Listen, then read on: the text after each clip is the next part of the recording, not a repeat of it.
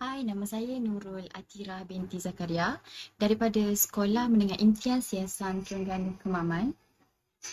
InsyaAllah, hari ini saya ingin membicarakan satu mesej dakwah yang bertajuk Hikmah COVID-19, Bahagia dalam Derita. Saudara-saudari sekalian, pernahkah kita terfikir, apakah ujian COVID-19 ini? Apakah ibrah kepada diri kita? Apakah COVID-19 ini yang sebenar? Di manakah kisah di sebaliknya? Apakah pencetusnya? Pertubuhan Kesihatan Sedunia WHO mengeluarkan amaran COVID-19 tidak akan hilang dan penduduk dunia perlu terima hakikat dan belajar hidup dengannya. Amaran itu dikeluarkan WHO ketika beberapa negara di seluruh dunia mulai secara beransur-ansur melonggarkan sekatan perintah berkurung yang dikuatkuasakan kerajaan masing-masing. Hai tanah airku, sudah setahun lebih bumi kita dilanda musibah pandemik ini. Yang bekerja, ada yang dibuang. Yang memimpin, masih berusaha keras. Yang belajar pula, disuruh belajar dari rumah. Bahkan, kerajaan juga tidak henti-henti memastikan agar rakyatnya tetap kekal tinggal di rumah. Pakai pelitup muka ketika keluar dari rumah, jaga jarak sosial. Namun begitu, apa yang berlaku hari ini adalah bilangan kes positif harian terus meningkat hingga mencecah kepada 5 angka setiap hari. Secara tidak langsung, kes kematian di negara ini telah mengorbankan lebih daripada 7,000 nyawa. Tuan-tuan dan puan-puan sekalian, pernahkah kita tertanya apa yang bakal berlaku pada dunia ini nanti? Bagaimana dengan nasib generasi yang akan datang? Di mana bahagia harus kita temui jika derita yang kita alami? Apakah hikmah di sebalik semua ini? A'udzubillahi minasyaitonirrajim. Bismillahirrahmanirrahim. Allahumma la sahla illa ma ja'altahu sahla wa anta taj'alul hadna syidda sahla. Assalamualaikum warahmatullahi wabarakatuh.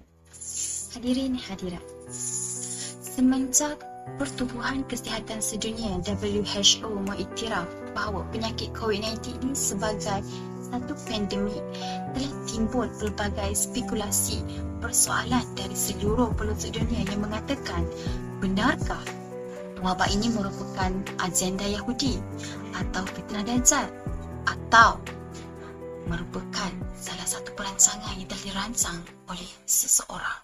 Hadirin sekalian, bukanlah keahlian kita untuk membicarakan hal ini. Namun yang pasti adalah Yahudi itu ada, Dajjal itu wujud. Hadirnya saya bukan untuk memastikan fakta mana yang benar, fakta mana yang salah.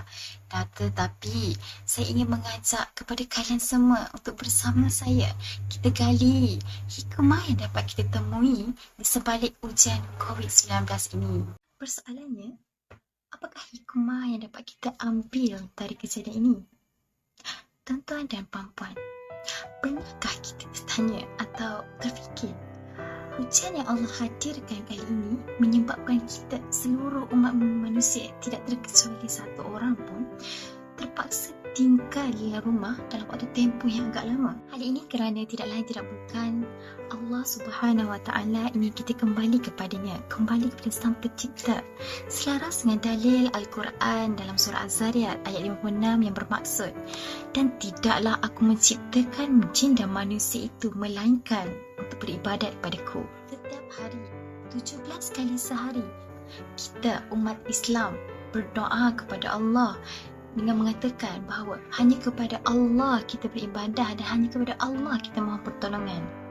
Namun, adakah apa yang kita lontarkan, apa yang kita katakan sama dengan apa yang kita lakukan?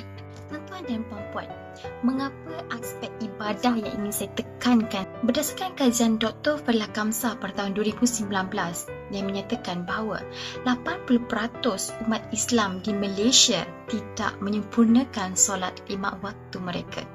Pendengar sekalian, Ujian yang Allah turunkan kepada kita hari ini bukanlah semata-mata ujian, tetapi merupakan peluang kedua daripada hamba-Nya untuk beribadat kepada Allah.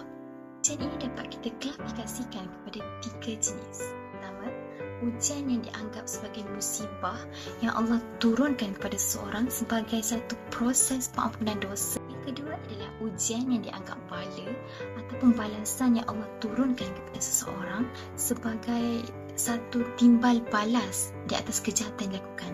Pengajaran kaum-kaum terdahulu seperti kaum Ad dan kaum Samud, bagaimana Allah turunkan bala kepada kaum mereka di atas kemungkaran mereka sendiri. Dan yang ketiga, ujian yang dianggap sebagai satu mekanisme untuk meningkatkan darjat seseorang di sisi Allah Subhanahu Wa Taala. Hikmah kedua yang dapat kita ambil, kita mempunyai banyak masa untuk diluangkan dengan keluarga. Bagi ibu bapa yang sebelum ini pernah berumur bahawa terlalu sibuk dengan kerja sehingga anak-anak terabai di rumah, dan bagi pelajar pula, terutamanya pelajar yang tinggal di asrama yang mana masanya separuh dihabiskan di asrama, mengatakan bahawa mereka tidak mempunyai masa yang cukup untuk diluangkan bersama keluarga. Jadi inilah masa yang sesuai ibu bapa maupun anak-anak untuk bersama-sama membina atau mencipta momen baru dalam hidup untuk diabadikan dalam kenangan. Kerana peluang keemasan seperti ini takkan pernah hadir lagi. Tak ada apa-apa.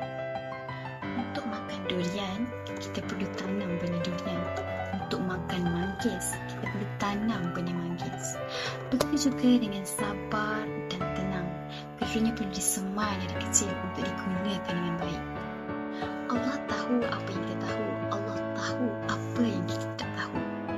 Jadikan fasa ini fasa terbaik untuk hidup kita, titik tertinggi dalam diri kita untuk menjadikan kita seorang hamba yang mempunyai sebenar-benar takwa kepada Allah Subhanahu Wa Taala.